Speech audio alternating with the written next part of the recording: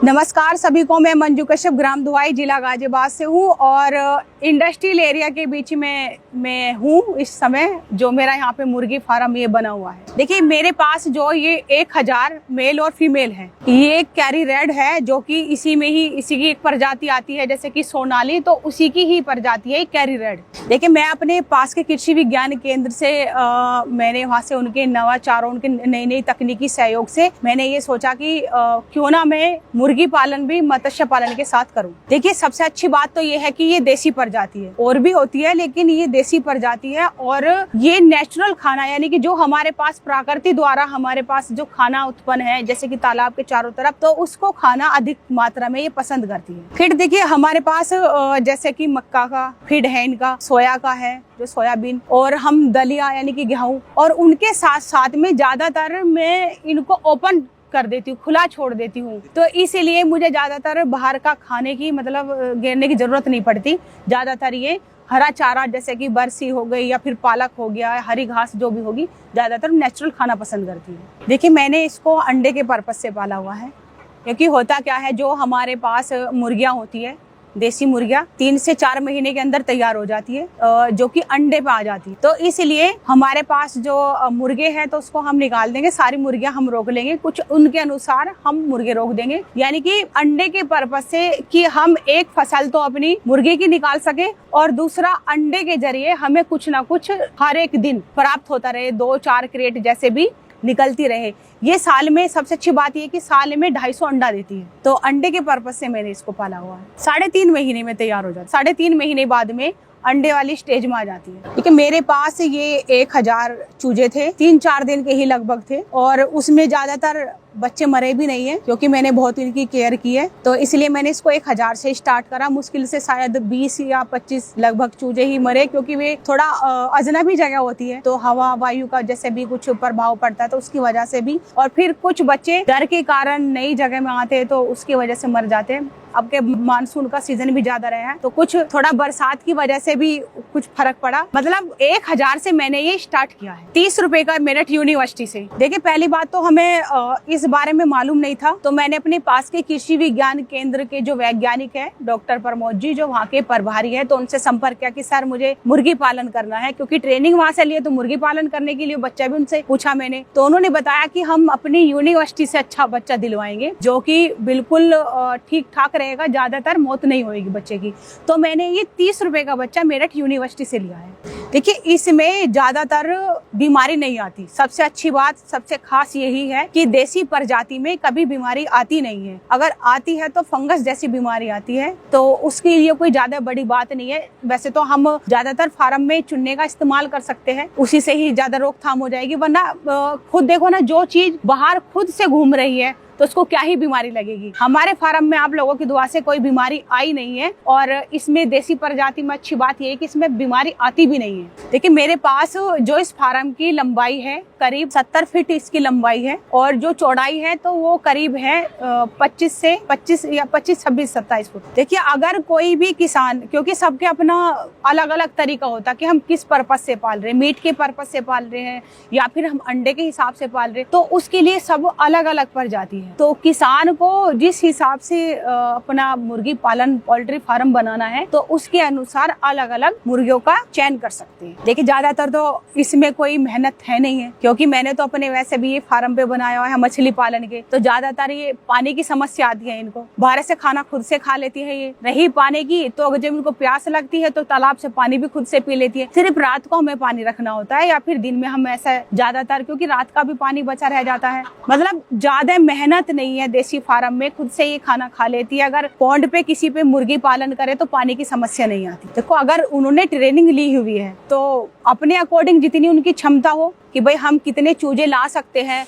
चूजे लाने का मतलब यही नहीं कि भाई हमने उसको लाकर रख दिया। बहुत सी चीजें होती है कि देखभाल की भी या फिर खाने से संबंधित, क्योंकि छोटा बच्चा तो नेचुरल खाना खाएगा नहीं, घास फूस वो नहीं खाएगा। जब बड़े हो जाते हैं करीब 2 महीने के, तभी ज्यादातर खाना खाना पसंद करते हैं। तो इसीलिए जो भी फार्मर्स मुर्गी पालन करना चाह रहे हैं तो अपनी क्षमता ये देख ले कि हम 2 महीने तक के बच्चे को खाना खिला सकते हैं नहीं खिला सकते, क्योंकि इनको अगर खाना नहीं मिला तो ये मर जाएंगे। तो सोया जो होती है, सोयाबीन, वो वाला फीड इसको खिलाया जाता है, स्टार्टर। देखिए जब तक हमारे पास छोटा बच्चा है, छोटा चूजा यानी कि 1.5 से 2 महीने का है, तो लगभग हमें उनको स्टार्टर ही खिलाना है। फिर उससे बाद में जब बड़ा हो जाता है तो हम 2 महीने से बाद में उसमें मक्का मिला सकते हैं, दलिया मिला सकते हैं, या फिर कोई भी चने अरहर की जो दाल होती है तो उसका हम दलिया करा सकते हैं।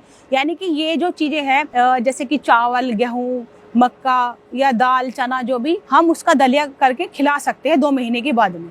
देखिए उस बारे में तो ये है कि अगर किसी को अंडे वाली मुर्गी पालनी है तो उस चीज का मतलब रहता है, अगर अंडे नहीं, मतलब अंडे वाली अगर उनको मुर्गी नहीं चाहिए, अंडा नहीं करने अंडे के काम, तो कोई मतलब ही नहीं रहता कि भाई फिर तो कोई भी ले ले, मुर्गे ले मुर्गी ले, क्योंकि रेट तो सेम सही रहता है। तो इसीलिए सबसे जरूरी बात यही है कि अगर किसी को अंडे का काम करना है तो मेल और फीमेल का मतलब रहता है, अगर नहीं करना तो कोई मतलब नहीं इस चीज का, कितने भी ले सकते हैं, कितनी भी संख्या में। देखिए ज्यादातर तो देसी फार्म मिलते नहीं है, और अगर कोई मुर्गी अंडा देना बंद कर देती है तो ये नहीं कि उसके रेट कम हो जाते हैं, ऐसा कुछ नहीं है, क्योंकि रेट तो उनके सेम ही होते हैं लगभग। तो अगर हमारे पास कोई मुर्गी या फिर लगभग सभी मुर्गियां अगर अंडे देना बंद कर देती तो हम उसको मार्केट में सप्लाई कर सकते हैं, और उसका रेट कोई ऊपर नीचे नहीं होता है। जो देसी प्रजाति होती है तो उसके रेट हमेशा उसी अनुसार ही मिलते हैं। जो मेरे किसान भाई है, पहले तो मैं उनको एक ये सलाह दूंगी, हमेशा फोकस करना कि देसी मुर्गी का ही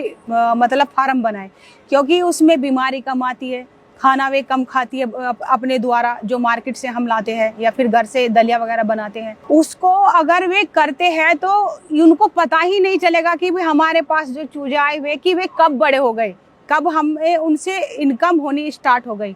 यानी कि 3 महीने बाद मुर्गी, जो हमारी देसी मतलब मुर्गी फार्म है, तो उससे 3 महीने बाद में हमें इनकम प्राप्त होने लगती है, और अच्छी इनकम होती है। मुर्गी जो देसी हमारे यहाँ होती है, जो भी पोल्ट्री फार्म देसी का होता, देसी प्रजाति का, करीब जो मार्केट में अगर हम वैसे देते हैं अपने पास से तो 250 रुपये केजी के अनुसार जाता है।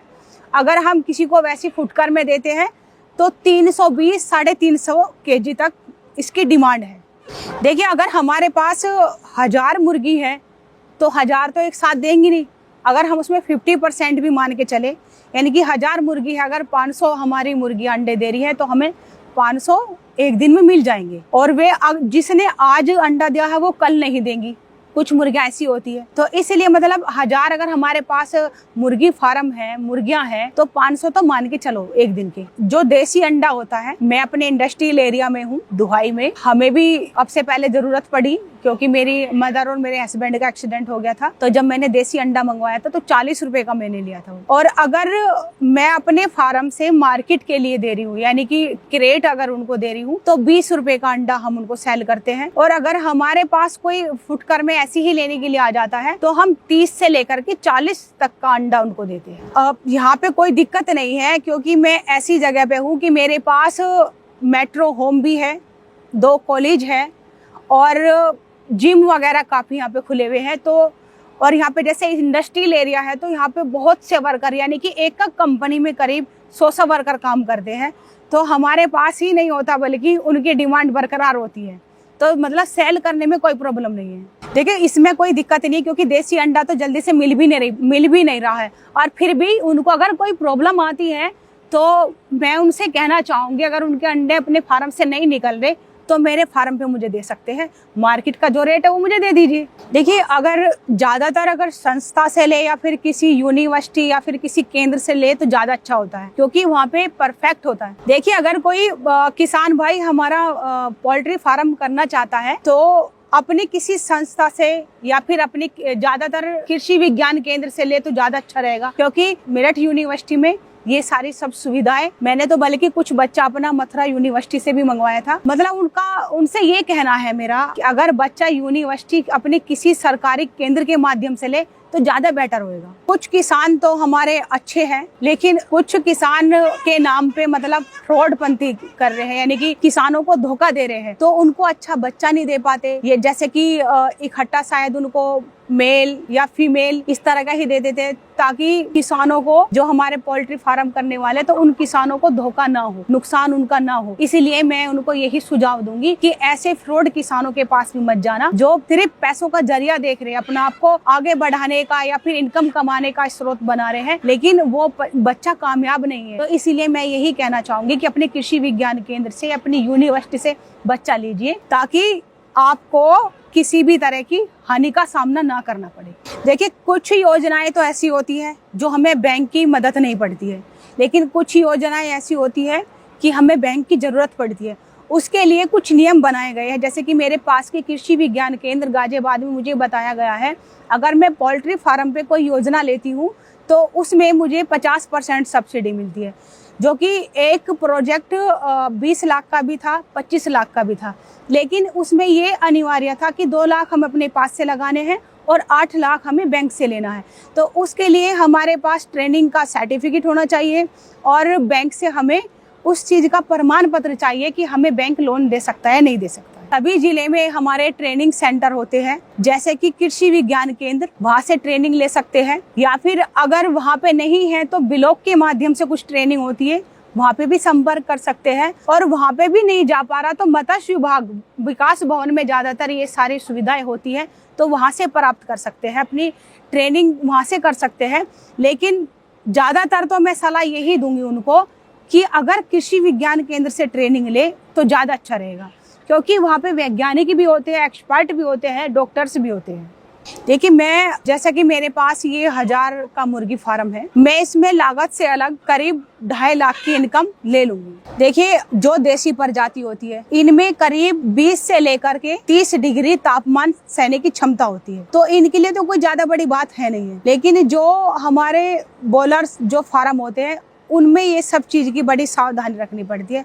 लेकिन देसी प्रजाति में कोई इस तरह की हानि नहीं होती, उनको टेम्परेचर से कोई प्रभाव नहीं पड़ता है। इसमें जैसे कि अभी अधिक मात्रा में अगर कोई ज़्यादा तापमान या फिर जैसे कि ज़्यादा गर्मी अगर पड़ रही है, तो ज़्यादातर मुश्किल से मेरे ख्याल से 30 डिग्री या फिर 40 डिग्री तापमान हो जाता है, लेकिन ये उसको एडजस्ट कर लेती है, तो इनको कोई हानि नहीं होती है। मेरा तो कोई ऐसा, फिर भी अगर ऐसा लगता है कि भाई अगर चलो ज़्यादा टेम्परेचर हो चुका है तो 20 से लेकर 30 तक तो कोई मतलब नहीं है, ज़्यादा अगर तापमान बढ़ता है। लेकिन अगर उससे अधिक मात्रा में बढ़ रहा है तो आप उसमें फैन लगा सकते हो, और जस्ट फैन लगा सकते हो, और कोई ज़रूरत नहीं है खास।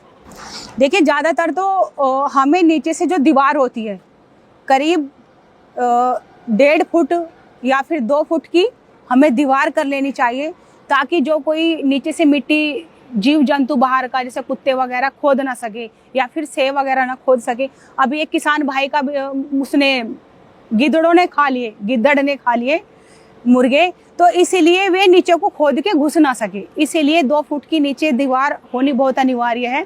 हम उस पे फिर करीब 5 या फिर 6 फुट की हम जाली जरूर लगाए।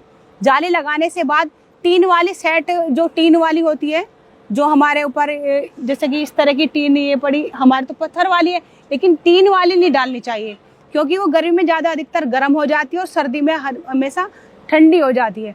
या तो हम, जैसे पहले बड़े बुजुर्ग छप्पर का इस्तेमाल करते थे, या तो उसका इस्तेमाल कर सकते हैं, या फिर हमें पत्थर वाला ही सेट डालना चाहिए, इसमें गर्मी कम लगती है।